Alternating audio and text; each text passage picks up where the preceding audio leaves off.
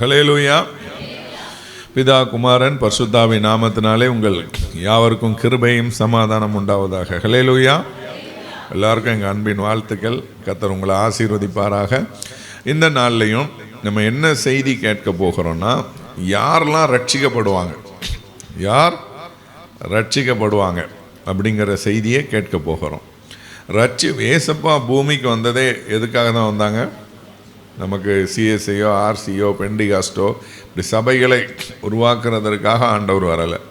மதத்தை உருவாக்குறதுக்காக இயேசு கிறிஸ்து வரலை. நிறைய பேர் கிறிஸ்தவம் ஒரு மதம் அப்படின்னு நினச்சிட்ருக்குறோம். அப்படி ஒரு மதத்தை உருவாக்குறதற்காக ஏசாமி வந்தாங்கன்னு சொல்லி பைபிள் போடலை. மதம் யானைக்கு தான் பிடிக்கும். நம்ம தான் மதத்தை உருவாக்கிட்டோம். இது கிறிஸ்தவம் ஒரு மதம், இந்து மதம், முஸ்லீம் மதம் அப்படி கிடையாது. ஏசாமி இது கிறிஸ்தவம் என்பது ஒரு மார்க்கம். ஹல்லேலூயா சொல்லுங்கள். இது மதம் அல்ல, மார்க்கம். இந்த மார்க்கத்தை ஆண்டவர் உருவாக்கி கொடுத்தார். இது நம்ம ஃபாலோ பண்ண வேண்டியது இயேசு கிறிஸ்துவை. இயேசு எதற்காக அப்போ பூமிக்கு வந்தார்னா, மனிதன் நிறைய பாவம் செஞ்சு அவன் பாவத்திலே மரித்து நரகத்துக்கு போகிறான் என்கிறதுக்காக அவனுடைய பாவங்கள் மன்னிக்கப்படணும், அவன் மீட்கப்படணும். அதாவது ரட்சிக்கப்படணும், மீட்கப்படணும், விடுதலை ஆகணும் பாவத்தில் இருந்து. உதாரணத்துக்கு ஒருத்தர் குடிக்கிறாருன்னா அந்த குடி பழக்கத்திலேருந்து விடுதலை ஆகணும். ஒருத்தர் சிகரெட் அடிக்கிறாருன்னா அந்த சிகரெட் பழக்கத்திலேருந்து விடுதலை ஆகணும். பெண்களாக இருந்தால் நிறைய பாவங்கள் இருக்குது. புறங்கூறுறது இருக்குது, கோல் பேசுகிறது இருக்குது, ஒருவேளை நிறைய பேருக்கு விபச்சார வேசித்தனங்கள், நிறைய பாவங்களுக்கு ஆண்களோ பெண்களோ யாருனாலும் என்ன பாவத்தில் இருக்காங்களோ அந்த பாவத்திலேருந்து நம்ம விடுதலை பெறணும் அப்படிங்கிறதுக்காக தான் ஏசப்பா இந்த பூமிக்கு வந்து மனுஷனாக வாழ்ந்து பார்த்து மனிதன் படுகிற கஷ்டங்கள் எல்லாம் புரிந்து கொண்டதுனால ஆண்டவர் சொன்னார், நான் போன பிறகு கூட தேற்ற வாழனவங்களுக்கு நான் என்ன செய்வேன்? அனுப்புவேன். அது ஒரு பெரிய சப்ஜெக்ட், அதை நம்ம இன்னொரு நாள் பார்க்கலாம். இப்போ யார் ரட்சிக்கப்பட முடியும்? நம்ம எப்படி நடந்து கொண்டால் ரட்சிக்கப்படுவோம்? இங்கே எனக்கு தெரிஞ்சு நிறைய பேர் ரட்சிக்கப்பட்டவங்க இருப்பீங்க. ஹல்லேலூயா, ஆமென். நிறைய பேர் ரட்சிக்கப்பட்டவங்க இருக்கிறீங்க. ஆனாலும் ரட்சிப்பை குறித்து வேதம் சொல்லும்போது ஆண்டவர் என்ன சொல்கிறார் அப்படின்னா, முதல்ல யார் ரட்சிக்கப்படுவான் அப்படின்னு பார்த்தீங்க அப்படின்னா, மத்தேயு 10:22 வாசிக்கலாம். மத்தேயு 10:22 பக்கம் 15வது பக்கம் புதிய ஏற்பாட்டில். என் நாமத்தின் நிமித்தம் நீங்கள் எல்லாராலும் பகைக்கப்படுவீர்கள், முடிவு பரியந்த நிலை நிற்பவனே ரட்சிக்கப்படுவான். பாருங்க, ஃபஸ்ட்டு யார் ரட்சிக்கப்படுவான் அப்படின்னா, யார் ரட்சிக்கப்படுவான் அப்படின்னா, முடிவு பரியந்தம் நிலை நிற்பவனே. நான் ஆர்சி பைபிளில் ரொம்ப அழகாக எழுதப்பட்டிருக்கிறது. முடிவு பரியந்தம் மன உறுதியோடு இருக்கிறவர்களாம். எப்படி இருக்கணுமா? இதுக்கு அர்த்தம் மன உறுதியோடு, ஆண்டவருடைய வருகை மட்டும் இல்லை, நம்ம மரிக்கிற வரைக்கும் நீங்கள் மன உறுதியோடு இருக்கணும், முடிவு பரியந்தம் நிலை நிற்கணும். அவங்க தான் ரட்சிக்கப்படுவாங்க. நம்ம ஆசா அம்மாகிட்ட கூட பேசிகிட்டு இருந்தேன். நிறைய பேர் நம்மளை பகைப்பாங்கன்னு பைபிள் என்ன சொல்லியிருக்கு?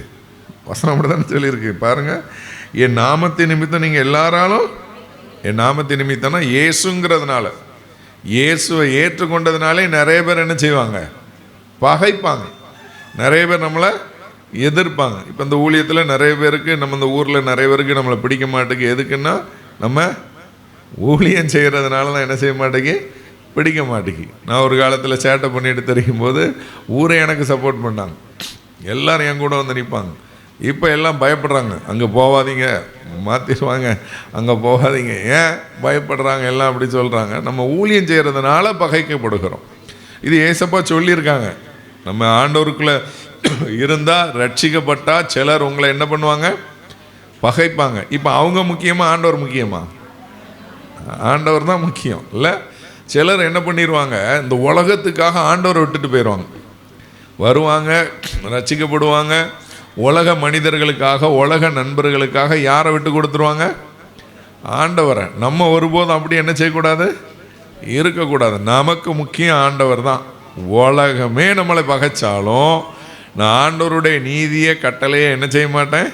கைவிட மாட்டேன். சாத்ராக், மேஷாக், ஆபேத்நேகோ என்கிறவர்கள், மிசாவேல், அசரியா, அனனியா, அவங்க என்ன சொல்கிறாங்க அப்படின்னு பார்த்தீங்க அப்படின்னா,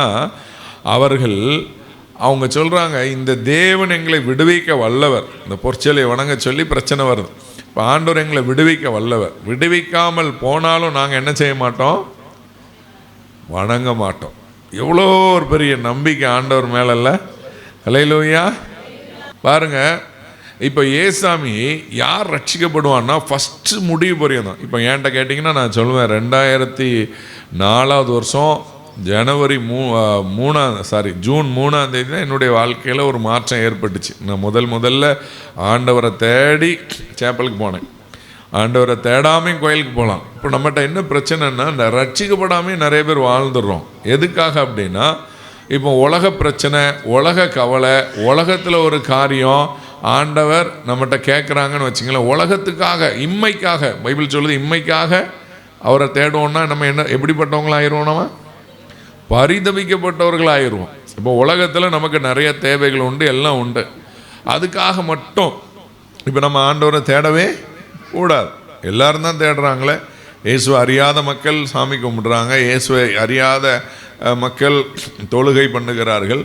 அப்போ ஆண்டவரை ஏன் தேடுறோம் நம்ம அப்படின்னா, நமக்கு இதுக்கு பிறகு ஒரு வாழ்க்கை இருக்குது, மரித்த மறுவினாடி ஒரு வாழ்க்கை இருக்குது, செத்த பிறகு ஒரு வாழ்க்கை இருக்குது. பைபிள் தெளிவாக சொல்லுது. அந்த வாழ்க்கைக்காக தான் நம்ம 7 பிறவிலாம் கிடையாது.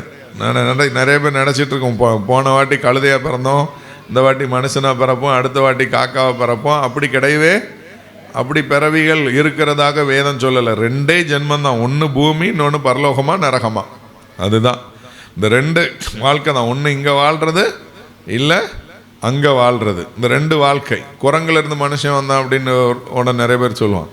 இப்போ நான் கேள்வி கேட்குறேன், இப்போவும் குரங்கு இருக்குது, மனுஷனை மாறுதா என்ன? இல்லை. அப்படி தான். இப்போ எவ்வளோ குரங்கு இருக்குது, குற்றாலத்தில் எவ்வளோ குரங்கு இருக்குது. குரங்குலேருந்து மனுஷன் வந்தால் இப்போ இருக்கிற குரங்கு மாறணும்ல. அப்படிலாம் அது எல்லாமே தவறான கோட்பாடு. வேதம் தெளிவாக சொல்லியிருக்கு. ஆண்டவர் மண்ணிலிருந்து மனுஷனை உருவாக்கி எப்படி படைச்சார், எப்படி வாழ்கிறோம், உலகம் எப்படி இருக்கும், எதிர்காலத்தில் எப்படி இருக்கும், உலகம் அழிகிறதுக்கு முன்னாடி எப்படி இருக்கும், எல்லாமே அறிவு பெருத்து போகும்னு சொன்னார் கடைசி நாட்கள். இப்போ பெருத்து போயிட்டா இருக்கா? எவ்வளவோ கண்டுபிடிப்பு வந்திருக்கு. இன்னும் மறித்தவனை ஒருத்தரால் அதுக்கு பயங்கர ரிசர்ச் பண்ணுறாங்க. கோடி கணக்காக செலவழித்து செத்து போன ஒரு ஆளை உயிரோடு எழுப்பணும்னு சொல்லி நிறைய செய்கிறாங்க. ஆனால் அது ஒன்றுமே செய்ய முடியாது. அப்போ ஆண்டவர் யார்? நம்ம எல்லாம் பூமிக்கு அவர் இறங்கி வந்ததே நம்மளை ரட்சிப்பதற்காக. அப்படின்னா நம்மளோட பிரதானமான நோக்கம் நம்ம ரட்சிக்கப்படணும். ரட்சிக்கப்பட்ட போதாது, கடைசி வரைக்கும் மன உறுதியோட முடிவு பரியந்தம் நம்ம எப்படி இருக்கணுமா? நிலச்சி நிற்கணும். ஆண்டவருக்குள்ள வைராக்கியமாக முடிவு பரியந்தம் நிலச்சி நிற்கணும். அதுதான் இப்போ யார் ரட்சிக்கப்படுவானா? ஃபஸ்ட்டு பாயிண்ட்டு, முடிவு பரியந்தம் நிலை நிற்பவனே. இப்போ நீங்கள் ரட்சிக்கப்பட்டாலும் உங்கள் பாரம் எப்படி இருக்கணும்னா, உங்கள் வீட்டுக்காரர் ரட்சிக்கப்படலைன்னா உங்கள் பாரம் எப்படி இருக்கணும்? அவர் எப்படியாவது ரட்சிப்புக்கலாம். அதுக்கு நீங்கள் ஒன்றும் அவர்கிட்ட போய் சண்டை போடக்கூடாது. உடனே போய் ரட்சிக்கப்படுங்கன்னு அப்படி சொன்னாலும் ரட்சிக்கப்பட முடியாது. அவர் மனம் திரும்பணும் அப்படின்னா அவருக்காக நீங்கள் ஜெபம் பண்ணணும். ஆண்டவரே, என் கணவர் ரட்சிக்கப்படணும். அவர் ரட்சிக்கப்படும் வரைக்கு உங்கள் ஜெபம் ஓயக்கூடாது. ஒரு நாள் 1 மணி நேரம் அவருக்காக நீங்கள் முழங்கால் பிடிட்டு ஜெபித்தீங்கன்னா ஆண்டவர் உங்களை என்ன செய்வார்? ரட்சிப்பார். ஹல்லேலூயா, ஆமென். ஆண்டவர் வல்லமையான காரியத்தை உங்கள் வாழ்க்கையில் ஆண்டவர் செய்கிறதற்கு வல்லமை உள்ள ஒரு தேவன் இருக்கிறார். அப்போ நமக்கு குடும்பம் ரட்சிக்கப்படலைன்னா அதை குறித்த கன்சர்ன் நமக்கு இருக்கணும். இப்போ நான் ஊழியத்துக்கு வரும்போது ஆண்டவர்கிட்ட சொன்னது அதுதான். நான் ஊழியம் செய்கிறேன்ப்பா, உலகம் எங்கும் போகிறேன், செய்கிறேன். ஆனால் எங்கள் தகப்பனாரை நீங்கள் என்ன செய்யணும்? ரட்சிக்கணும். அதுதான் ஆண்டவருக்கு நான் வச்ச கோரிக்கை. அதை ரட்சிக்கப்படணும். அப்போ நம்ம முழு குடும்பமும் ரட்சிக்கப்பட்டுட்டா அது ஒரு மகிழ்ச்சியாக இருக்கும் இல்லை? எங்கள் சித்தி குடும்பம் இருக்கிறாங்க இல்லை, அவங்க முழு குடும்பம் ரட்சிக்கப்பட்டவங்க, கணவர், மனைவி, பிள்ளைகள் எல்லாம் ரட்சிக்கப்பட்டு அந்த குடும்பம் எப்படி இருக்கும்? சந்தோஷமாக இருக்கும்ல. கணவன் மனைவி இணைந்து குடும்ப ஜெபம் நடத்துறது இதெல்லாம் எவ்வளோ ஆசீர்வாதம். நீங்களும் ஆசைப்படணும். அதெல்லாம் என் குடும்பம் அப்படி என்ன செய்யணும்? நடக்கணும் அப்படின்னு சொல்லி நீங்கள் ஆசைப்படணும். பாருங்கள், முடிவு பரியந்தம் நிலை நிற்கிறவனே. சரியா? ஆமாம். கவனிங்க, எல்லாம் கவனிங்க. சீபா சிஸ்டர் கவனிங்க, அவள் விட்டுருங்க, அவள் விளையாடட்டும். சரி, கவனிங்க. முடிவு பரியந்தம் நிலை நிற்பவனே ரட்சிக்கப்படும். ஃபஸ்ட்டு பாயிண்ட் ஞாபகம் வச்சுங்க. கடைசி வரைக்கும் நம்ம உறுதியாக ஏசப்பா கிட்ட நின்னோம் அப்படின்னா நம்ம ரட்சிக்கப்படுவோம். சரி, அடுத்து யார் ரட்சிக்கப்படுவாங்க அப்படின்னா வாசிக்கலாம். நீதிமொழிகள் 28:18 வாசிங்க. நீதிமொழிகள் 28:18.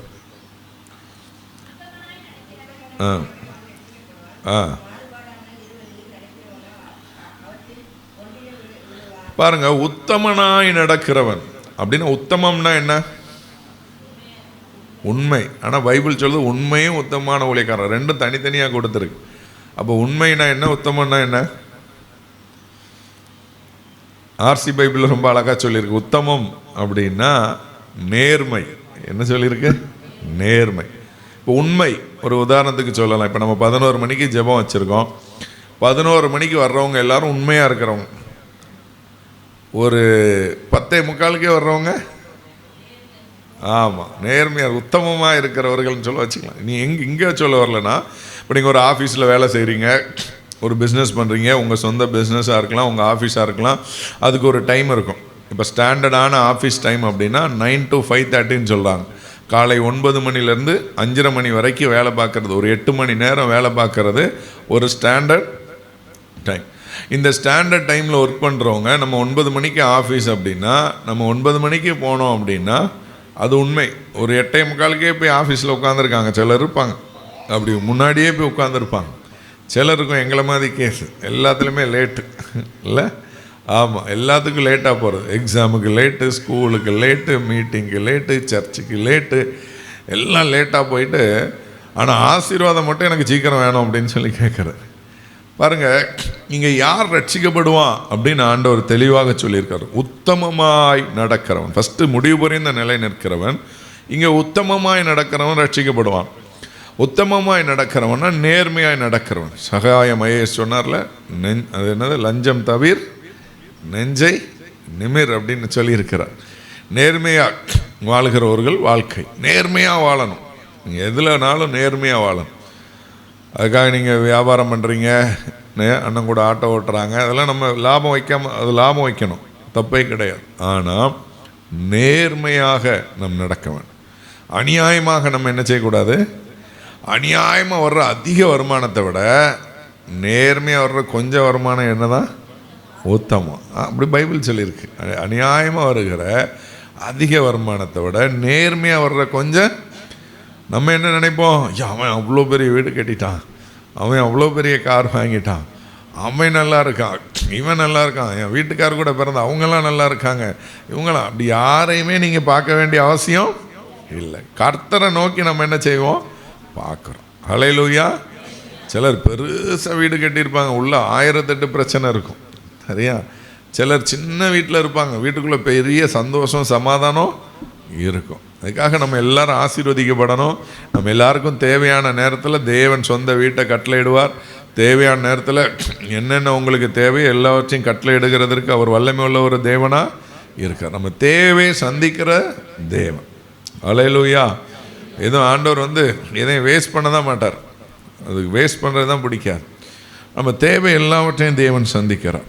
இப்போ பாருங்கள், உத்தமனாய் நடக்கிறவன் ரட்சிக்கப்படுவான். மாறுபாடான இருவழியில் நடக்கிறவன் அவன் ஒன்றில் விழுவான். அப்போ உத்தமத்துக்கு எதிராய் மாறுபாடு. மாறுபாடுனா தவறான பாதையில் நடக்கிறது, தவறாய் சம்பாதிக்கிறது, தவறாய் ஏதாவது காரியத்தை செய்கிறது. இப்போ நம்ம அப்படி தவறாய் நடந்து கொண்டோம் அப்படின்னா நம்ம அந்த இடத்துல ஆண்டவருடைய ஆசீர்வாதத்தை என்ன செய்ய முடியாது, பார்க்க முடியாது. அப்போ உத்தமனாக இருக்கணும். அப்போ முடிவு புரிந்த நிலை நிற்கிறவன் ரட்சிக்கப்படுவான் பைபிள் சொல்லுது. இங்கே உத்தமமாய் இருக்கிறவன் ரட்சிக்கப்படும். அடுத்து இதே அதிகாரத்தில் சொல்லப்பட்டிருக்கிறது. 26 வாசிக்கலாம்.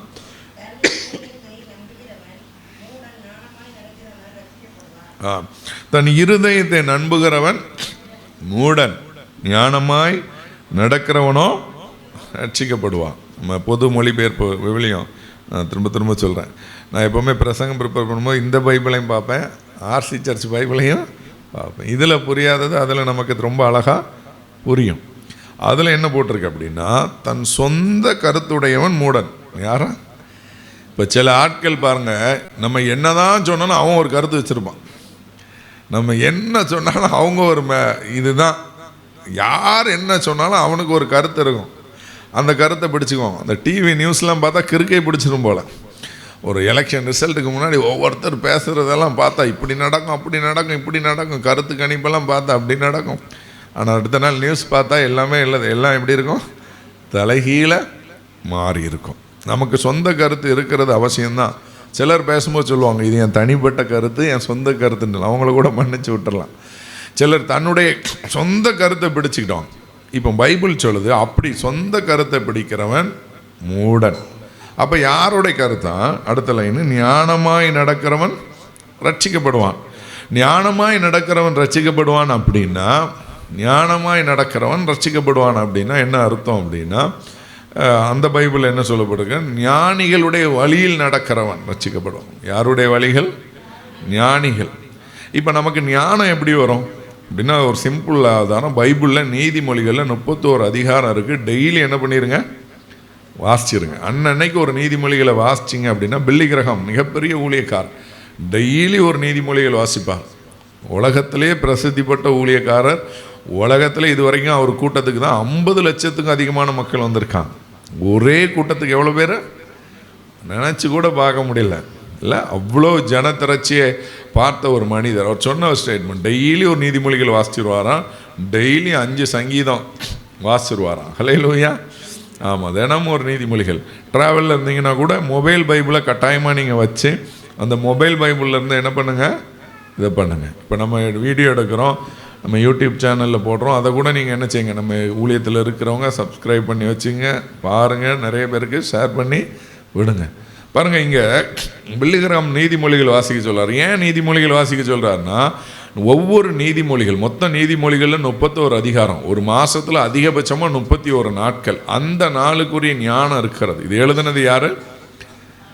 ஆமாம், சாலமோன் ராஜாக்களிலிருந்து பரிசுத்த ஆவியானவர் எழுதினது. அடுத்து ஏசப்பாவுடைய பேருக்கு இன்னொரு அர்த்தம். ஏசப்பாவுக்கு என்ன சொல்கிறாங்கன்னா, ஏசப்பாவே ஞானம் தானோ. இந்த நீதிமொழிகளில் பார்த்தீங்கன்னா அப்படியே 8வது அதிகாரம் வந்தீங்கன்னா, அவர் என் அருகே மடியில் செல்லப்பிள்ளையாக இருந்தார் அப்படிலாம் வரும். அதிகாலை என்னை தேடுகிறவனுக்கு கண்டவன். எதை குறித்து ஃபுல்லாக சொல்லியிருக்குன்னா ஞானத்தை குறித்து சொல்லியிருக்கோம். அப்புறம் புதிய ஏற்பாட்டில் நம்ம வாசித்தோம்னா ஞானம்னா இயேசு கிறிஸ்து தான். ஹல்லேலூயா. சாலமோன் ராஜாவோட ஞானத்தில் சிறந்தவர் இயேசு கிறிஸ்து. இயேசு கிறிஸ்துவோடைய ஞானம் பெரியது. அப்போது ஒவ்வொரு நாளும் நீதிமொழிகள் வாசிக்கும் போது ஞானம் கிடைக்கும் நமக்கு. அடுத்த அனுபவம் நமக்கு என்ன தரும்? ஞானம் தரும். அப்படி தானே? நேற்று கூட செய்தியில் பார்த்தேன், கூகுள் மேப் படி போய் பார்த்து ஒரு உடஞ்ச பாலத்தில் கூட்டிகிட்டு போயிட்டு, இவ்வளோ பாதியில் பாலம் நிற்குது, எந்த தடுப்பும் வைக்காமல் இருந்திருக்காங்க. இவங்க மேப்பு காட்டுற பாதனோன்னு வேகமாக வந்து பாலத்தில் என்ன செஞ்சுட்டாங்க, விழுந்து இறந்து போயிட்டாங்க.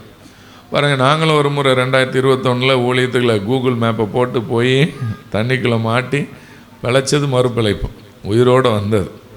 ஆனால் இப்போ அது நமக்கு ஒரு அனுபவத்தை கொடுத்துருச்சு. இப்போ நானும் தண்ணியை பார்த்தாலே திருப்புன்றேன், கொஞ்சம் தண்ணினாலும் வேண்டாம், தண்ணியே நமக்கு தண்ணியில் கண்டோம்பாங்கள்ல, அந்த மாதிரி நமக்கு கண்டெல்லாம் கிடையாது, தண்ணியில் கண்டெல்லாம் கிடையாது. ஒரு உதாரணம், ஒரு அனுபவம். ஒரு முறை தண்ணியில் காரை விட்டு கார் பாதிக்கப்பட்டுருச்சு, இனி நம்ம தண்ணியில் என்ன செய்யக்கூடாது. அப்படி நம்ம வாழ்க்கையில் அனுபவம் நிறைய பாடத்தை நமக்கு சம்பாதிச்சு தரும். உங்கள் வாழ்க்கையில் யோசித்து பார்த்தீங்கன்னா ஒவ்வொரு அனுபவம், இப்போ கணவர் மனைவிக்கு இடையில் சண்டை வருது, அது ஒரு அனுபவம். இனிமேல் இப்படி நடந்துக்கிட்டால் சண்டை வரக்கூடாது, இப்படி நடந்தால் சண்டை வரும், இதை பேசினா சண்டை வரும். நேற்று ஒரு தம்பி ஃபோன் பண்ணான், அண்ணே இந்த மாதிரி எனக்கு திருமணத்தில் உறவில் பிரச்சனை, முதல் திருமணம் எனக்கு ஃபெயிலியர் ஆயிடுச்சு, இப்போ 2வது திருமணம் பேசி முடித்தாச்சு, ஆனால் இப்போவே ஃபோனில் பேசினா எங்களுக்கு 2 பேருக்குள்ள இடையில என்ன உண்டாயிட்டு, சண்டை உண்டாயிருச்சு, இதுவும் எனக்கு செட் ஆகுமான்னு தெரில அப்படின்னு சொல்லி பல ஆண்டுகளுக்கு முன்னாடி ஜெபக்குழுவில் இருந்த தம்பி இப்போ அடிக்கிறான், உங்களை தேடி கண்டுபிடிச்சு. சரியா? ஆமாம். திருமண வாழ்க்கையில் ஏன் சண்டை வருது அப்படின்னு பார்த்தீங்க அப்படின்னா, என்னக்கா ஓகே புரிதல் இல்லாமையான்கிறீ? புரிதல் இல்லை. சரியா? ஏன்னா அனுபவம். இப்போ உலக மனிதன் பாருங்கள், இப்போ கிறிஸ்தவ வீட்டில் தான் டிவோர்ஸ் அதிகமாகுது, கிறிஸ்தவ குடும்பத்தில் தான் டைவர்ஸ் ரொம்ப அதிகமாகுது. காரணம் என்ன அப்படின்னு கண்டுபிடிச்சி பார்த்தா நம்ம ஆட்களுக்கு பொறுமையே இல்லை. ஏன்னா முந்தி காலம் வேறு, இப்போ முன்னாடி காலம். இப்போ எங்கள் அம்மா கூடலாம் பிறந்தது எத்தனை பேர் இருப்பாங்க? 8 பேர் இருப்பாங்க. எங்கள் அப்பா கூட பிறந்ததுன்னா 6 பேர் 7 பேர், எல்லோரும் உங்கள் பெரிய ஆட்கள் கூட பிறந்தவங்க அப்படி இருப்பாங்க. ஒரே வீட்டில் அக்கா தங்கச்சி இருந்திருப்பாங்க, எல்லாம் இருந்திருப்பாங்க, பொறுமையோடு இருப்பாங்க. இப்போ உள்ள பிள்ளைகள் வீட்டிலலாம் குறைஞ்சது 1, அதிகபட்சமாக 2 இல்லை? ஆமாம். ஒரு பிள்ளையாக இருந்த பிள்ளைக்கு எந்த ஒரு அட்ஜஸ்ட்மெண்ட்டுமே தெரியாமல் என்ன செஞ்சுருக்கோம், ஏன்னா ஒத்தையில் இருந்திருக்கோம். அப்பாவும் செல்லம் கொடுத்துருப்பாங்க, அம்மாவும் செல்லம் கொடுத்துருப்பாங்க. வீட்டில் சுதந்திரமாக எங்கேனாலும் படுக்கும், எங்கேனாலும் விளையாடும், எங்கேனாலும் கீக்கும், என்ன வேணாலும் பண்ணோம். தம்பிக்கு கொடுக்கணும், அண்ணனுக்கு கொடுக்கணும், எதுவுமே தெரியாது, ஒத்தையில் பிறந்திருந்தேன். அப்புறம் கல்யாணம் முடிஞ்ச உடனே என்ன உண்டாயிருது, சண்டை. பாருங்கள், மெயின் பிரச்சனைக்கு காரணமாக இருக்கிறது நான் கிறிஸ்டியன்ஸ் எப்படி வாழ்கிறாங்க பாருங்கள். அவங்க கூட வாழ்கிறாங்க. அவங்க என்ன வாழ்க்கைனா முன்ன பின்ன இருக்கும்ப்பா, எப்படி வேணாலும் என்ன செஞ்சுக்க வாழ்ந்துக்க அப்படின்னு சொல்லி என்ன செஞ்சிடறாங்க, வாழ்ந்துடுறாங்க. நம்ம என்ன செய்யணும்? நான் இப்போ அந்த தம்பிக்கு ஆலோசனை சொன்னேன், தம்பி பாஸ்ட் லைஃப்பை பற்றி பேசாதீங்க. பழைய காரியத்தை போட்டு என்ன செய்யக்கூடாது. சிலர் விட மாட்டாங்க, அன்னைக்கு இப்படி சொன்னியே அப்படின்னு 50 வருஷமாக அதே பாயிண்ட்டை பிடிச்சிட்டு. ஆமாம், கிறிஸ்தவ வாழ்க்கையினுடைய அடிப்படையே மன்னிப்பது தான். ஏசப்பாவுடைய வாழ்க்கையின் அடிப்படை என்ன தான்? மன்னிக்கணும். பழைய வாழ்க்கையை போய் சொல்லிட்டு இருக்கக்கூடாது. 2 பேரும் பாஸ்ட் லைஃப்பை சொல்கிறோம் அப்படின்னு சொல்லி எல்லாத்தையும் மனம் விட்டு பேசிடுறாரு. பழைய வாழ்க்கையெல்லாம் சொல்லிவிட்டு அப்போ நல்லா கேட்டுட்டு இருப்பாங்க. நல்லா கேட்டே இருப்பாங்க. அப்புறம் ஒரு சண்டை வந்த உடனே என்ன பண்ணிடுவாங்க, அதை பிடிச்சிருவாங்க பழைய அதனால் அதெல்லாம் நம்ம சொல்லக்கூடாது. ஹல்லேலூயா. ஆமாம், நிறைய இடத்துல மனைவிமார் கூட கொஞ்சம் ஞானமாக நடக்கிறாங்க. கணவர் தான் நிறைய முட்டாளாக என்ன செய்கிறாங்க, நடக்கிறாங்க. பைபிள் சொல்லுது ஞானமாக என்ன செய்யணுமா, நடக்கணும். இதில் பிரச்சனை. அடுத்த வாட்டி இந்த சம்பவம் நம்ம வாழ்க்கையில் என்ன செய்யக்கூடாது, வரக்கூடாதுன்னா நம்ம இந்த விஷயத்தில் இந்த காரியத்தில் பைபிள் எவ்வளோ ஆலோசனை சொல்லியிருக்கு. பைபிளை விட வேறு எந்த புத்தகம் நமக்கு தேவையே இல்லை. பைபிள் சொல்லியிருக்கு, விவாதம் எழும்புறதுக்கு முன்னாடி விட்டுறணுமா. விவாதம் எழும்புறதுக்கு முன்னாடி என்ன செஞ்சிடணும், விட்டுறணும். சண்டைக்காரியோட ஒரு பெரிய வீட்டில் வாழ்கிறதுக்கு என்ன பண்ணிடு, ஒரு மூலையில் போய் வாழ்ந்துக்க. ஆமாம், எல்லாம் பைபிள் எவ்வளோ அழகாக. அப்படின்னா ஒரு விவாதம் எழும்புறதுக்கு முன்னாடி நம்ம என்ன செஞ்சிடணும், அடுத்த பிரச்சனையாகவும் நமக்கு தெரியும், இது பெரிய பிரச்சனையாகன்னு தெரியும்.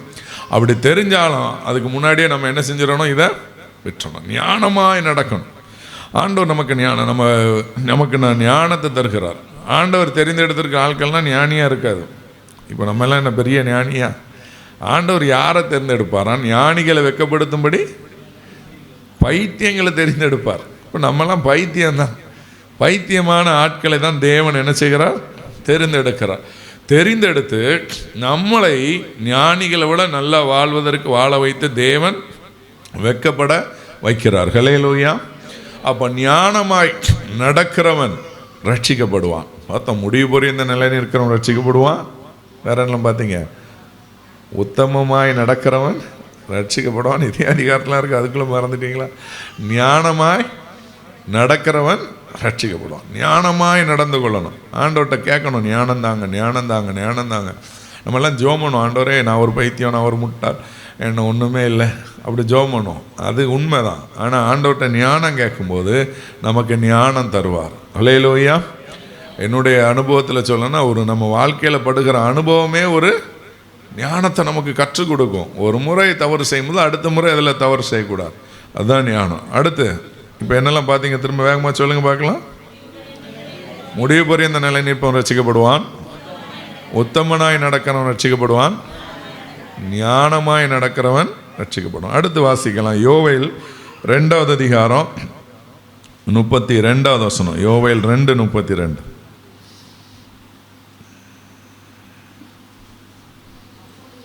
அப்பொழுது கர்த்தருடைய நாமத்தை தொழுது கொள்கிற எவனோ அவன் ரட்சிக்கப்படுவான்.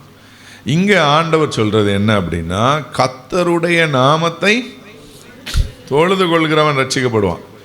இப்போ நம்ம எல்லாரும் ஆண்டவருடைய நாமத்தை தொழுது கொள்கிற பிள்ளைகளாக என்ன செய்யணும், இருக்கணும். ஆண்டவருடைய நாமத்தை தொழுது கொள்கிற பிள்ளைகளா. இப்போ ஆண்டவருடைய நாமம்னா அவருக்கு 1000 நாமங்கள் இருக்கிறது. ஹல்லேலூயா. ஆண்டவருக்கு 1000 நாமங்கள் இருக்கிறது. யெகோவா தேவனுக்கு 1000 நாமங்கள். அதை சொல்லி அந்த 1000 நாமங்களை நம்ம போய் ஜெபம் பண்ணும்போது, ஆண்டவரை துதிக்கும் போது அவருடைய நாமங்களை சொல்லி துதிங்க. சும்மாலாம் அவருக்கு நாமம் வைக்கல. ஒரு காரியம் இங்கே கர்த்தருடைய பர்வதத்தில் பார்த்து கொள்ளப்படும். அவருக்கு இந்த பேர், இது வியாதியை குணமாக்குவார், இந்த பேர். அப்படி ஒவ்வொரு பேருக்கும் ஒரு அர்த்தத்தை வைத்து தான் அந்த நாட்கள் என்ன செஞ்சுருக்காங்க, ஆண்டவருடைய நாமங்களை வைத்திருக்கிறான். இப்போ 1000 நாமம் உள்ள தேவன். எல்லா நாமங்களில் மேலான நாமம் என்ன நாமம்? இயேசுவின் நாமம். அப்போ இயேசு கிறிஸ்துங்கிற நாமத்தை நம்ம தொழுது கொள்ள ஆரம்பிச்சிட்டா நம்ம ரட்சிக்கப்பட்டுருவோம். ஹல்லேலூயா. அவருடைய நாமம் நிறைய பேர் சொல்லுவாங்க. நிறைய பேர் பரிசுத்தவான்களெல்லாம் இன்றைக்கி நம்ம வணங்குறோம். அப்படி தான் நிறைய பரிசுத்தவான்கள் வணங்குறோம். மரியாதை நிறைய பேர் வணங்குறாங்க. நிறைய பேர் அந்தோனியார், சூசையப்பர், இப்படி எல்லாரும், இவங்க எல்லாரும் பரிசுத்தவான்கள். இவங்க எல்லாரும் பரலோகத்தில் இருக்காங்க. இவங்க எல்லாம் எங்கே இருக்காங்க? பரலோகத்தில் இருக்காங்க. இவங்க யாருமே கணத்தில் குறைந்தவர்கள் கிடையவே கிடையாது. ஆனால் அவர்கள் நாமத்தை சொல்லி நம்ம துதிக்க வேண்டிய அவசியம் நமக்கு இல்லை. நம்ம சொல்லி துதிக்க வேண்டிய தேவ நாமமே இயேசுங்கிற நாமம். ஹல்லேலூயா. பிதாவுக்கும் நமக்கும் இடையில மத்தியஸ்தராக இருக்கிறது இயேசு கிறிஸ்து மட்டும்தான். ஹல்லேலூயா, ஆமென். அதனால அந்த நாமம் மேலான நாமம். இப்போ இயேசுவை ஆராதிப்பதற்கு கொடுத்து வச்சிருக்கணும். சொல்லுங்க, நீங்க கொடுத்து வச்சிருக்கீங்க? சொல்லுங்க, பக்கத்தில் உள்ளவங்களை கைவிடு. யோசிச்சு பாருங்களேன். கர்த்தரை தெய்வமாய் கொண்ட ஜனம் பாக்கியம் உள்ளது. எத்தனை இந்தியாவில் 144 கோடி பேர் இருக்காங்க. உலகம் முழுவதும் 800 கோடிக்கு அதிகமான மக்கள் இருக்கிறாங்க. இந்த 800 கோடி 144 கோடி, அதில் தமிழ்நாட்டில் 8 கோடி பேர் இருக்காங்க. தூத்துக்குடி மாவட்டத்தில் 17 லட்சம் பேர் இருக்கிறாங்க. அதில் நம்ம கிராமத்தில் 2000, 3000, 4000 மக்கள் இருப்பாங்க. அதில் ஒரு ஆளாக நம்மளை தெரிஞ்செடுத்திருக்கார் அப்படின்னா எவ்வளோ பெரிய பாக்கியம். ஹல்லேலூயா. அதுலேயும் நிறைய பேர் பாருங்கள், நான் இந்துலேருந்து ரட்சிக்கப்பட்டேன், இஸ்லாத்துலேருந்து ரட்சிக்கப்பட்டேன், கிறிஸ்தவத்துலேருந்து ரட்சிக்கப்பட்டேன் அப்படின்னு நம்ம சொல்கிற சாட்சி எவ்வளோ மேலான. இந்த வாய்ப்பு அவங்களுக்கு கொடுக்கப்படலை. உங்களுக்கு கொடுக்கப்பட்ட இந்த வாய்ப்பு அவங்களுக்கு, எனக்கு கொடுக்கப்பட்ட வாய்ப்போ ஒரு மத தீவிரவாதி கொடுக்கப்பட்டுச்சுன்னா அவன் நம்மளோட பயங்கரமாக ஊழியம் செய்வார். இந்த வாய்ப்பு அவங்களுக்கு கொடுக்கப்படலை, நமக்கு இந்த வாய்ப்பு கொடுக்கப்பட்டிருக்கிறது. இந்த மேலான வாய்ப்பை தேவன் நமக்கு கொடுத்திருக்கிறார். ஹல்லேலூயா. பாருங்க, அப்போ கர்த்தருடைய நாமத்தை தொழுது கொள்கிற மனிதர்கள் என்ன செய்வாங்க? ரட்சிக்கப்பட்டுருவாங்க. புரியுதா? அப்போ யாரெல்லாம் ரட்சிக்கப்படுவாங்கன்னு சொல்லி, அப்போ இயேசுங்கிற நாமம். அடுத்து நம்ம வாசிக்கலாம். இப்போ 4 பாயிண்ட் பார்த்தோம். என்னெல்லாம் சொல்லுங்க பார்க்கலாம். முடிவு பரிந்த நிலை நிற்கிறவன், உத்தமமாய் நடக்கிறவன், ஞானமாய் நடக்கிறவன், கர்த்தருடைய நாமத்தை தொழுது கொள்கிறோம். அடுத்து ஈஸியா ஞாபகம் வச்சுக்கலாம். மார்க் 16:16, 16:16 வாசிங்களா.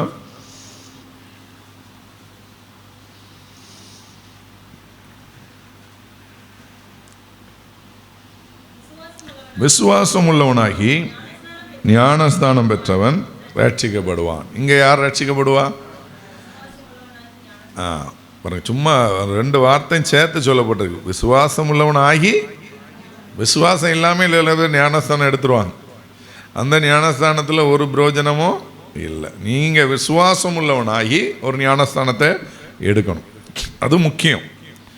நிறைய பேர் கேட்பாங்க ஞானஸ்தானம். நான்லாம் கேட்டிருக்கேன். சிலுவையில் தொங்கின கல்லை ஞானஸ்தானமாக எடுத்தான். ஆரம்பத்தில் ஞானஸ்தானத்தை பற்றி எனக்கு உபதேசிக்கும் போது நான் கேள்வி கேட்டேன். சிலுவையில் தொங்கின கல்லை ஞானஸ்தானமாக எடுத்தான், அவன் பரலோகத்துக்கு போயிட்டான்.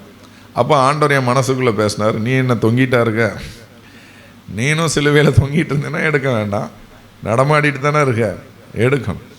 அப்போ எல்லாரும் ஞானஸ்தானம் கட்டாயமாக எடுக்கணும். ஒரே ஒரு ஞானஸ்தானம் தான். அதுக்கு என்ன பண்ணுறது? சிலர் இஸ்ரவேல் போனால் அங்கே யோர்தானில் ஏசப்பா ஞானஸ்தானம் இடத்த காட்டுவாங்க. அங்கே அந்த இடத்த பார்த்த உடனே சிலர் சந்தோஷத்தில் எல்லாரும் ஞானஸ்தானம் எடுத்துருவாங்க. அந்த இடத்துக்கு போன உடனே ஒரு ஞானஸ்தானம்.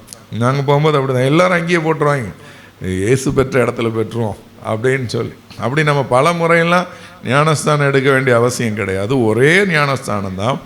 இந்த ஞானஸ்தானத்தை விசுவாசம் உள்ளவனாகி எடுக்கணும். ஞானம் வந்த பிறகு எடுக்கிற ஸ்தானம். ஞானம் வந்த பிறகு தான் அந்த ஸ்தானத்தை நம்ம எடுக்கணும். அப்போ விசுவாசம் உள்ளவனாகி ஞானஸ்தானம் எடுத்தால் ரட்சிக்கப்பட்டுருவோம். இல்லை ஞானஸ்தானம் எடுக்கணுமா அப்படின்னு கேள்வி கேட்டுக்கிட்டே இருக்கக்கூடாது. ஆண்டவர் உங்ககிட்ட பேசுவார், 1 முறைக்கு 2 முறை பேசுவார், ஞானஸ்தானம் எடுக்கணும். நானும் கேட்டேன். அப்புறம் வசனத்து மூலமாக பேசுங்க அப்படின்னு கேட்டேன். அப்போ பார்த்தா பைபிள் ஸ்காலர், பயங்கரமான ஆள் சவுல் பவுலாய் மாறுறார். பவுலாய் மாறி 3 நாள் கண்ணு தெரியாமல் இருக்கிறார். கண்ணு தெரியாமல் இருந்த பிறகு அவர் தேவ சமூகத்தில் வந்த உடனே அவரும் ஞானஸ்தானம் எடுத்ததாக பைபிளில் சொல்லப்பட்டிருக்கிறார். அப்போ ஆண்டவரை ஏற்றுக்கொண்டு விசுவாசியாய் விசுவாசம் உள்ளவர்களாய் மாறின உடனே நம்ம ஞானஸ்தானம் எடுக்கிறவர்களாய் காணப்படணும். ஹல்லேலூயா. இப்போ கட்டாய ஞானஸ்தானங்கிறது அவசியமான ஒன்றா இருக்குது. கடைசியாக ஒன்று வாசித்து முடிச்சிடலாம். திருப்பிக் கொள்ளுங்கள். யோவான் 10வது அதிகாரம் 9வது வசனம். நானே வாசல், என் வழியாக ஒருவன் உட்பிரவேசித்தால் அவன் ரட்சிக்கப்படுவான். ஹல்லேலூயா. இப்போ உத்தமனாய் நடக்கிறவன் ரட்சிக்கப்படுவான், ஞானமாய் நடக்கிறவன் ரட்சிக்கப்படுவான், முடிவு புரிந்த நிலை நிற்கிறவன் ரட்சிக்கப்படுவான், என் நாமத்தை தொழுது கொள்கிறவன் ரட்சிக்கப்படுவான், ஞானஸ்தானம் எடுக்கிறவன் ரட்சிக்கப்படுவான். இங்கே என் வழியாய் ஒருத்தன் உட்பிரவேசித்தார். அதான் நம்ம ஏற்கனவே பேசணும். இயேசு கிறிஸ்து வழியா. பைபிள் சொல்லுது, நானே வழி சத்தியம் ஜீவன், என்னை அல்லாமல் ஒருவனும் வாரான். நிறைய பேர் என்ன நினைக்கிறாங்க, முஸ்லீம்ஸ் அவங்க பிதாவை தானே கும்பிட்றாங்க அப்படின்னு கேட்குறாங்க. நிறைய நேரங்களில் என்ன பண்ணுறாங்க, யெகோவா விட்னஸ் அவங்க பிதாவை தான் தூக்கி பிடிக்கிறாங்க. நான் அப்படி தான் நினைக்கும்போது அப்போ அதுவும் தப்பு இல்லைல்ல அப்படிலாம் நமக்கு தோணும். அப்போ தான் ஆண்டவர் சொன்னார், என்னை அல்லாமல் ஒருவனும், இயேசு கிறிஸ்துங்கிற கேட்டு, இயேசு கிறிஸ்துங்கிற அந்த வாசல், இயேசு கிறிஸ்துங்கிற அந்த வழி இல்லாமல் ஒருத்தரும் பரலோகத்துக்கு வரவே முடியாது. இயேசு தான். இல்லை அதுக்கு பிறகு இத்தனை வருஷம் கழித்து முகமது ப்ராஃபட் வந்தார், அவர் கிடையாது. இயேசு தான் வழி, ஈசா நபி தான் வழி. சரியா? வேறு வழியே கிடையாது. இயேசு வழியாக பிரவேசிக்கிறவர்கள் மட்டும்தான் ரட்சிக்கப்படுவார்கள். இயேசு தான் ரட்சிப்புக்கு திருப்பு சீட்டு, ரட்சிப்பு தான் பரலோகத்துக்கு போகக்கூடிய முக்கியமான டிக்கெட். அப்போ நம்ம மீட்கப்பட்டு ரட்சிக்கப்பட்டு இயேசு கிறிஸ்து பிள்ளைகளாய் மாறி அந்த வழியில் உட்பிரவேசித்தோம் அப்படின்னா நம்முடைய வாழ்க்கை செழிப்பாய் மாறும். ஹல்லேலூயா. சரியா? ரட்சிப்பின் அனுபவத்தை பெற்றுக்கணும். இப்படி இருக்கிறவங்களாம் ரட்சிக்கப்படும். நம்ம கூடாரத்துக்கு வர்ற நம்ம எல்லாம் ரட்சிக்கப்பட்டிருக்கோம். இப்போ பக்தி பாருங்கள், எல்லாருக்கும் இருக்குது பக்தி. எல்லாம் இஸ்லாத்தில் இருக்குது, இந்துவில் இருக்குது, கிறிஸ்தவத்தில் இருக்குது, பக்தி இருக்குது. எல்லாரும் அவங்க தேவைக்காக கும்பிட்றாங்க. இப்போ ஒரு கிறிஸ்தவருக்கு குழந்தை இல்லைன்னா அவர் போய் ஜெபம் பண்ணுறார். ஒரு இந்து குடும்பத்தில் பிறந்தவங்க குழந்தை இல்லைன்னா அவங்க போய் அவங்க சாமி கும்பிட்றாங்க. அப்போ எல்லாரும் தன்னுடைய காரியத்துக்காக ஆண்டவர்கிட்ட வர்றது, அற்புதத்தை நிறைய பேர் பெற்றுக்கொள்கிறாங்க. ஆனால் எல்லாம் நடக்கலாம். ஆனால் ரட்சிப்பு இல்லைன்னா ஒன்றுமே, ரட்சிப்பு இல்லைன்னா டோட்டல் வேஸ்ட். நான் என்ன சொல்கிறேன்னு புரியுது அவங்களுக்கு? கிறிஸ்தவங்களாக இருக்கிற நம்மளே ரட்சிப்பின் அனுபவத்தை பெறாமல் வெறும் ஒரு அற்புதத்துக்காக ஏசப்பாட்ட தேடி தேடி என்ன செய்யலாம், வரலாம். ஏசப்பா பின்னாடியே கூட்டம் நிறைய போச்சு. அப்போ ஆண்டவர் சொன்னார், அற்புதத்துக்காக வராங்க. அப்புறம் ஆண்டவர் சும்மா இருக்காமல் 5 அப்பத்தை 2 மீன் 5000 பேருக்கு கொடுத்தது. இதெல்லாம் பார்த்தவொடனே முடிவு பண்ணிட்டான், இனிமேல் நம்ம போய் சமைச்சிக்கிட்டு இருக்கிறது என்ன, நிறைய பேருக்கு சமைக்கிறது பெரிய கஷ்டமாக இருக்கும்ல. அவன் முடிவு பண்ணிட்டான், பேசாமல் இவரு கூட போயிட்டாலே என்ன ஆயிரும். ஆமாம், மீனும் கிடைக்கிது, நான் வெஜிடேரியன் கிடைக்கு, அப்பமும் கிடைக்கு, வெஜ்ஜும் கிடைக்கி. அதனால் நல்லா சாப்பிட்ருக்கலாம். ஒரு இடத்துல அவர் சொல்லுவார், ஆண்டவர் இப்படி நீங்கள் எதுக்காக தேடி வாரீங்க, ஆமாம் இதுக்காக நீங்கள் என்ன தேடி வாரீங்க அப்படின்னு சொல்லுவார். ஹல்லேலூயா. ஸோ அப்படி இல்லாமல் ரட்சிப்புக்காக நம்ம கூடாரத்துக்கு ஏன் வரணும்? நான் இங்கே வந்தேன், ரட்சிக்கப்பட்டேன், இங்கே வந்தேன், அபிஷேகம் பண்ணப்பட்டேன், இங்கே வந்தேன், ஆண்டவருக்குள்ள நிலைச்சி நிற்கிறேன். அதுதான் ஆண்டவர் எதிர்பார்க்கிற விரும்புகிற காரியம். ஹல்லேலூயா. ஜெபம் பண்ணலாம். எல்லாரும் கர்த்தரை நோக்கி பார்க்க போகிறோம், எல்லாம் ஜெபிக்க போகிறோம். ஹல்லேலூயா, ஹல்லேலூயா, ஹல்லேலூயா, ஹல்லேலூயா, ஹல்லேலூயா. ஆண்டவரே என்னை ரட்சிங்கப்பான்னு சொல்லி ஜெபம் பண்ணுங்க. ஏசப்பா, யாரெல்லாம் ரட்சிக்கப்படுவான், முடிவு பரியந்த நிலைன்னு இருக்கிறவன் ரட்சிக்கப்படுவானா? ஏதோ ஒரு நாள் 2 நாள் அனுபவம் கிடையாது. முடிவு பரியந்தம் நீங்களும் நானும் ரட்சிக்கப்பட வேண்டும் என்றால் முடிவு பரியந்த நிலைன்னு இருக்கணும். இயேசுவை நாமத்தினால ஜெபிக்கலாம், ஜெபிக்கலாம், ஜெபிக்கலாம். ஆண்டவரே உங்கள் கரத்தில் ஒப்பு கொடுக்கிறேன். பரிசுத்த ஆவியானவரே உம்முடைய கரத்தில் ஒப்பு கொடுக்கிற ஆண்டவரே, முடிவு பரியந்த நிலை நிற்பதற்கு ஆண்டவரே உதவி செய்யுங்க தகப்பனே. இயேசுவை நாமத்தினால நாங்க ஜெபிக்கிறோம் ஆண்டவரே. ஏசப்பா, என்னைக்கோ ஒரு நாள் ரட்சிக்கப்பட்ட அனுபவம் இல்லை, இன்னைக்கு கரண்டா இந்த நிமிஷமும் நான் ரட்சிக்கப்பட்ட அனுபவத்துக்குள்ள இருக்கிறேன் அப்படிங்கிற அனுபவத்தை எங்களுக்கு தரும்படியாக ஜெபிக்கிறேன். பரிசுத்த ஆவியானவர் வல்லமையா உம்முடைய பிள்ளைகளை இறங்கி இப்பொழுதே நிரப்பும்படி ஜெபிக்கிறேன்.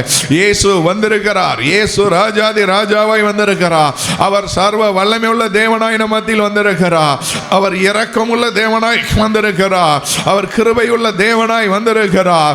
ஹல்லேலூயா, ஹல்லேலூயா, ஹல்லேலூயா, ஹல்லேலூயா. ஆண்டவரே, முடிவு பரியந்த நிலை நிற்பதற்கு என்ன அர்ப்பணிக்கிற ஆண்டவரேன்னு சொல்லி ஜெபம் பண்ணுங்க. அது மாத்திரம் இல்லை, உத்தமமாய் நடக்கணும், நேர்மையாய் நடக்கணும் ஆண்டவரே. என் வாழ்க்கையில் நான் நேர்மையாய் நடக்கிறவனா என்னை மாற்றுவீராக ஆண்டவரே. இயேசுவே, உம்மை நோக்கி நான் பார்க்கிறேன் ஆண்டவரே. பரிசுத்த ஆவியானவரே, உம்மை நோக்கி பார்க்கிறேன். நல்லவரே, உம்மை நோக்கி பார்க்கிறேன். வல்லவரே, உம்மை நோக்கி பார்க்கிறேன் ஆண்டவரே. ஜெபம் பண்ணுங்க, ஜெபம் பண்ணுங்க, ஜெபம் பண்ணுங்க. ஆண்டவரே, உங்க கரத்தில் எங்களை தாழ்த்தி ஒப்பு கொடுக்கிறோம்.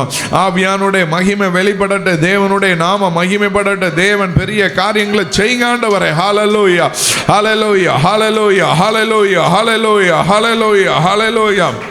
நன்றி அப்பா, நன்றி நன்றி நன்றி நன்றி நன்றி. ஜோமனுங்க, விடாம ஜோமனுங்க. பரிசுத்த ஆவியானவர் ஆண்டவரே என் வாழ்க்கையை உத்தமமாய் நடக்கிறவனா மாற்றுங்க ஆண்டவரே. இருமாப்பா நடந்த தாறுமாறாகி போயிடுவேன், தவறான வழியில் நான் நடக்கக்கூடாது ஆண்டவரே. என்ன உங்களுடைய கரத்தில் ஒப்பு கொடுக்கிற ஆண்டவரே. அடுத்து ஞானமாய் நடக்கணும் ஆண்டவரே. குடும்ப வாழ்க்கையை ஞானமாய் கட்டணும் ஆண்டவரே. அந்த ஞானத்தை எனக்கு தாங்க ஆண்டவரே. அப்பா அந்த ஞானத்தை எனக்கு தாங்க ஆண்டவரே. உலக மனிதர்களுடைய ஆலோசனை அல்ல, பரலோகத்தின் ஆலோசனை எனக்கு கொடுக்கப்படட்டு. நீங்க நேரடியா என்னோடு பேசும்படி ஜெபிக்கிற ஆண்டவரே. அப்பா பிசாசின் கிரியைகள் அழிக்கப்படட்டு ஆண்டவரே. பிசாசுடைய தந்திரங்கள் அழிக்கப்படட்டு ஆண்டவரே. கிருபை ஊற்றப்படட்டு, கிருபை ஊற்றப்படட்டு. ஞானமாய் நடக்க உதவி செய்யுங்க ஆண்டவரே. அப்பா என் வாழ்க்கையில ஞானம், இயேசு கிறிஸ்துங்கிற ஞானம் எனக்கு கிடைக்கட்டு ஆண்டவரே. அப்பா ஒவ்வொரு நாள் நீதிமொழிகள் வாசிக்கும் போது அதுல இருக்கிற ஞானம் எனக்கு வரட்டும் ஆண்டவரே. ஜோமனுங்க ஜோமனுங்க. ஆவியானவரே மை துதிக்கிறோம், நல்லவரே மை துதிக்கிறோம், வல்லவரே மை துதிக்கிறோம் ஆண்டவரே. அப்பா கிருபை உள்ள கர்த்தாவே மை நோக்கி பார்க்கிறோம், மகிமையின் தேவனே மை நோக்கி பார்க்கிறோம் ஆண்டவரே. அப்பா என் நாமத்தை தொழுது கொள்கிற ஜனங்கள் ரட்சிக்கப்படுவீங்க. ஜோமனுங்க ஆண்டவரே. உங்க நாமம் இல்லாம வேற எந்த நாமத்தை நான் தொழுது கொள்ள மாட்டேன் ஆண்டவரே. இயேசுங்கிற நாமம் மட்டும்தான் நான் தொழுது கொள்ளுவேன். நான் ஆராதிக்கிற தேவன் இயேசு, அவர் மிக பெரியவர். இயேசுங்கிற நாமம் மிக பெரிய நாமம். அவர் சர்வ வல்லமை உள்ள தேவன் அவர். ஹல்லேலூயா ஹல்லேலூயா. ஜோமனுங்க அந்த மிகப்பெரிய நாமத்தை, ஆமென் ஆமென் ஆமென். கர்த்தரை தெய்வமாய் கொண்ட ஜனம் பாக்கியம் உள்ளது. எவ்வளவு பெரிய கெத்து நமக்கு. கர்த்தரை தெய்வமாய் கொண்டிருக்கிறோம். ஆமென் ஆமென் ஆமென். அவர் நம்முடைய சொந்த தகப்பன். ஓ அவர் நம்முடைய இறைவன் மாத்திரமல்ல, நம்முடைய தகப்பனாய் இருக்கிறார். ஆமென் ஆமென் ஆமென். உங்க உள்ளந்திரியங்களை அறிந்தவர், உன் பிரச்சனையை புரிந்தவர், உனக்கு வழிகாட்டுகிற தேவாதி தேவன். அவர் வல்லமை உள்ள தேவன். ஒரு அக்கினி இறங்கட்டும், உங்களுடைய பிள்ளைகளை தொடுங்க, இருதயத்தை புதிதாய் மாற்றுங்கப்பா. ஹல்லேலூயா ஹல்லேலூயா ஹல்லேலூயா ஹல்லேலூயா ஹல்லேலூயா. ஆவியானவரே உம்மை நோக்கி நாங்கள் பார்க்கிறோம் ஆண்டவரே, உம்மை நோக்கி பார்க்கிறோம் ஆண்டவரே. அப்பா உம்முடைய பிள்ளைகளை நிரப்புவீராக ஆண்டவரே. உம்முடைய பிள்ளைகளை அபிஷேகம் பண்ணுவீராக ஆண்டவரே. அப்பா ஆண்டவரே உங்க நாமம் எவ்வளோ பெரிய நாமம் ஆண்டவரே. 1000 நாமங்களுக்கு மேல கோடிக்கணக்கான நாமம் அவருக்கு வைக்கலாம். ஆமே. நன்றி தகப்பனே. அப்பா உமக்கு நன்றி நன்றி நன்றி சாமி, உமக்கு நன்றி. இப்போ ஞானஸ்தானம் பெறணும். நான் விசுவாசி ஆயிட்டேன். ஒருவேளை ஞானஸ்தானம் பெறாமல் இருப்பீங்க. நான் ஆண்டவரே நான் ஞானஸ்தானம் பெறுறதுக்கு என்ன ஒப்பு கொடுக்கிறேன் ஆண்டவரேன்னு சொல்லுங்க. ஞானஸ்தானம் பெறுகிறதுக்கு என்ன அர்ப்பணிக்கிறேன் ஆண்டவரே. அடுத்து அவர் தான் வழி, அந்த வழி அவரே வாசல். அந்த வழியா வந்தால் மட்டும்தான் உட்பிரவேசிக்க முடியும். என்னை அல்லாமல் ஒருவனும் பிதாவின் இடத்தில் வரான். அன்று உங்கள் வழியில் நடக்கிறதுக்கு என்ன ஒப்பு கொடுக்கிறேன்ப்பா ஆண்டவரே. நான் பெரிய ஆண்டவரே அரசியல் தலைவரையோ, சினிமா நடிகரையோ, கிரிக்கெட் பிளேயரையோ, ஆண்டவர் பெரிய ஊழியர்களையோ நான் ஃபாலோ பண்ணியிருக்கலாம். ஆனால் இந்த நாளில் இருந்து ஃபாலோ ஜீசஸ் ஆண்டவரை உம்மை ஃபாலோ பண்ணுறதுக்கு என்ன ஒப்பு கொடுக்குறேன் ஆண்டவர். இப்படி கரத்தில் ஒப்பு கொடுக்குறேன். அப்பிரோஜனமான ஊழியக்காரன், கடமையை மாத்திரம் செய்திருக்கிறேன், எல்லா மகிமையும் உமக்கு செலுத்துகிறேன். மற்றவங்களுக்கு பிரசங்கிக்கிறேன், ஆகாவதனை போகாதபடிக்கு ஆண்டவரே நானும் ஆண்டவரே இந்த கூடாரத்தில் இருக்க அத்தனை பேரும் பரலோக ராஜ்யத்தை சுதந்திரித்துக் கொள்ள உதவி செய்யுங்க. இப்படி கரத்தில் ஒப்பு கொடுக்குறோம். யாரும் பாவத்தோடு வந்திருப்பீங்கன்னா இருதயத்தில் கை வச்சு ஜோமன். ஏசாமி நான் பாவத்தோடு இருக்கிறேன், தவறான படங்களை செல்ஃபோனில் பார்த்துருக்கலாம், இன்னைக்கு ஒப்பு கொடுங்க ஆண்டவரே. குடி பழக்கம், சிகரெட் பழக்கம், வியாதி, எதுலையே நான் கஷ்டப்பட்டு கொண்டு இருக்கலாம். ஆண்டவர்கிட்ட கேளுங்க, வியாதியில் எனக்கு விடுதலை கொடுங்கப்பா ஆண்டவரே. கட்டிகள் இப்பொழுதே மறைந்து போகட்டும்.